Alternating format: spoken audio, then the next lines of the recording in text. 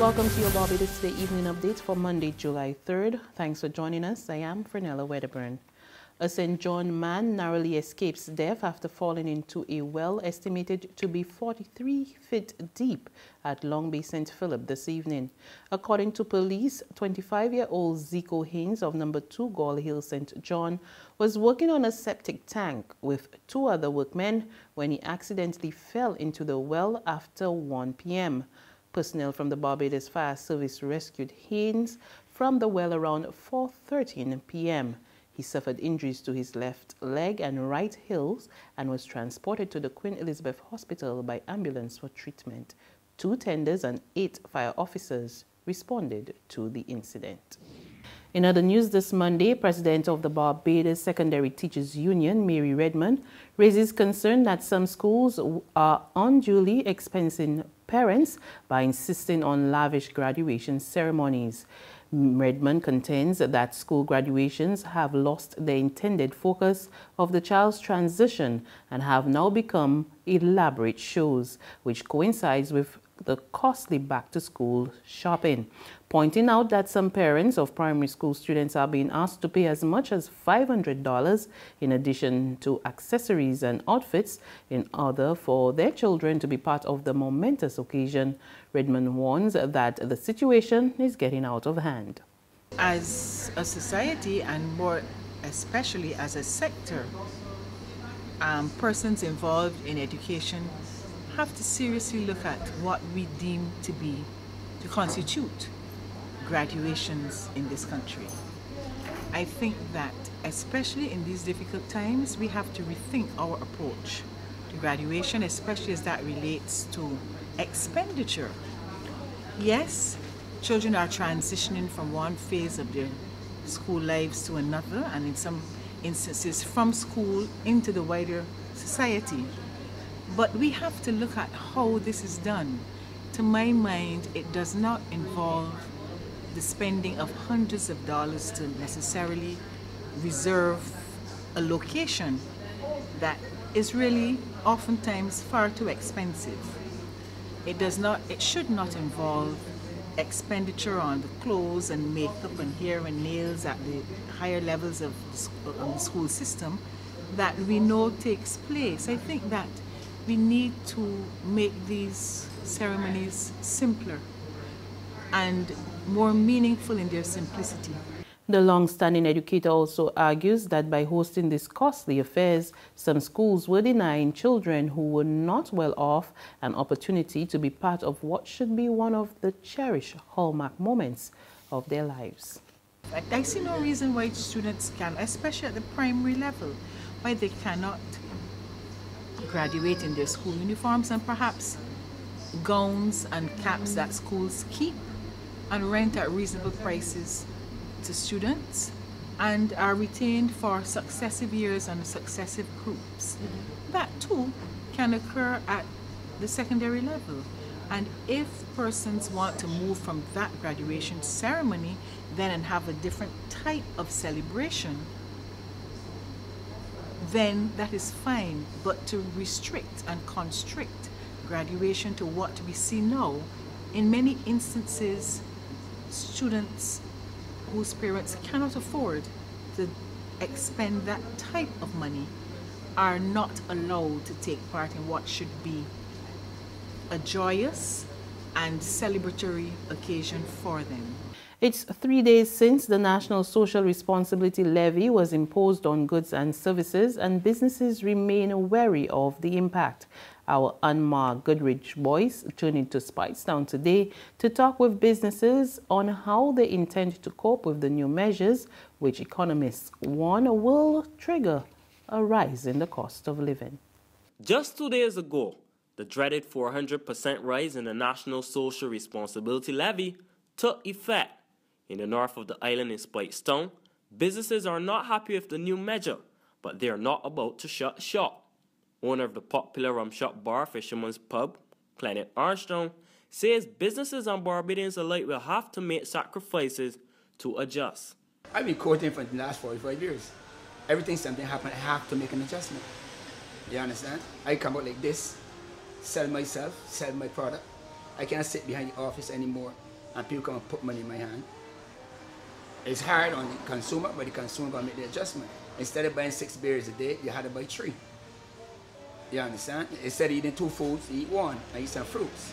Though concerned about the economy, Armstrong is steering clear of politics. He's focused on keeping his customers, and he says he won't be raising his prices just yet. I ain't getting caught up, because if you go into politics now, if the next government get in power, I want to reduce everything by 10% or 20%.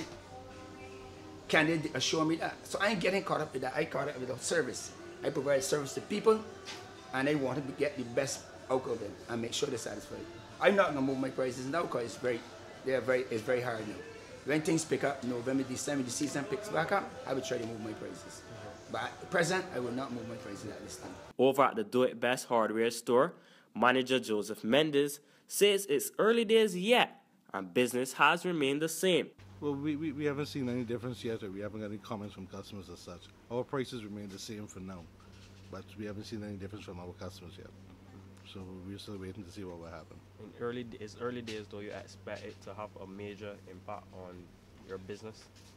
Well, it should, because it's an increase, and with every increase, it would affect anybody in any way. So we just have to wait to see how people will react to it.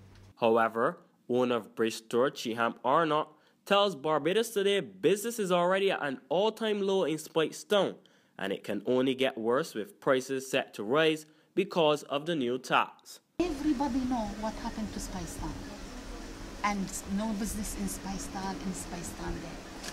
Nobody thought or come to their mind just to come for a visit and see what's going on in Speightstown.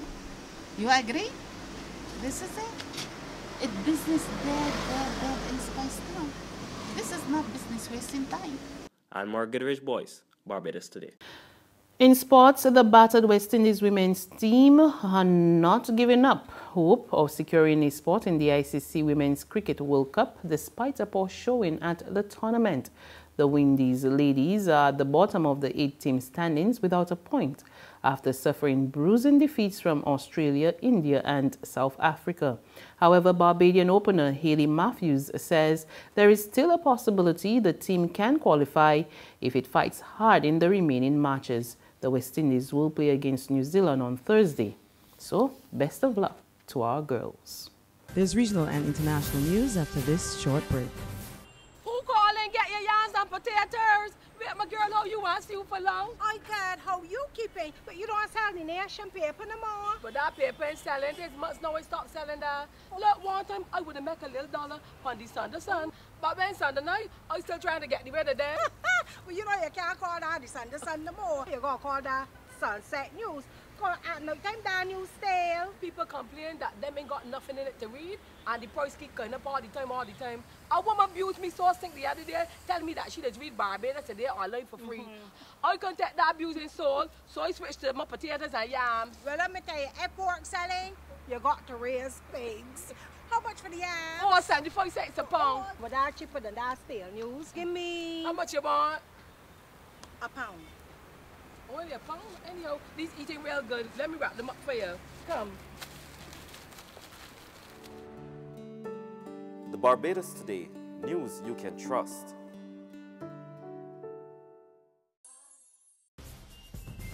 To regional developments now, the ongoing turmoil in Venezuela is not on the agenda of the 30th CARICOM Heads of Government Summit, which opens in Grenada tomorrow. Secretary General of the regional grouping, Ambassador Erwin LaRock, told journalists at a press conference this morning the agenda will be finalized on Wednesday, the first full day of business, so it may or may not be included. He, however, made it clear that regional leaders have already clearly outlined their position, and that stands.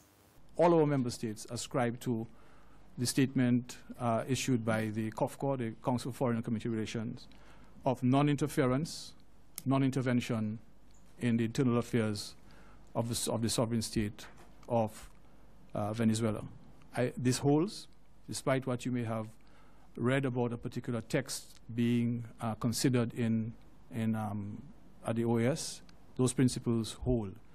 I think we have to wait for the outcome of the meeting to see what statements will come out of this meeting on Venezuela, if any. United States-Caribbean relations will, however, be a major talking point. Ambassador LaRocque disclosed that regional foreign ministers will meet with U.S. Under-Secretary of State for Political Affairs, Thomas Shannon, at the summit. The talks comes amid concerns about new foreign policies outlined by President Donald Trump. We continue to be concerned, of course, that the cut in funds to the State Department does not impact us in CARICOM. We are currently receiving a significant amount of resources, women in the region, individual member states, and collectively under the CARICOM Basin Security Initiative. We trust that that partnership will continue and urge that the funding levels do not decrease. We know that the Americans have cut funding on HIV and AIDS, which we regret very much and have informed them. But let's wait and see what the discussions come out of later this week, and we'll have a better sense of it. We have requested engagement at a higher level, and we await a response from the Americans on that. Further afield, police are ruling out a terrorist attack after a car crashed into pedestrians near Boston's airport. 10 people were injured when a 56-year-old taxi driver plowed into a taxi queuing area. We get more in this report from the CNN. At this point, it's still under investigation. The cab driver is being cooperative with us. It's been cooperative since the beginning of this investigation. Does not appear at this time to be any indication of an intentional act, but more just a tragic accident. There appears that at this point all the injured are fellow cab drivers, yes. The cab driver who was behind the wheel, do you have any history with him historically? Has he been a long-time driver or is he new to this? He is known to us as a cab driver. He has no history of any, nothing significant to make us even suspicious of anything being an intentional act. But he's known to be a very nice gentleman from his peers, and we have no history of violations or anything. And that's news and sports, but for the very latest, visit our website at www.barbadostoday.bb. Also subscribe to our e-paper, email updates, and like us on Facebook. We're also on Izumi Media in bus terminals or screenplay at supermarkets and gas stations near you, as well as Mix 96.9 FM. There you can get all the very latest. I'm Fernella Wedderburn. Good evening.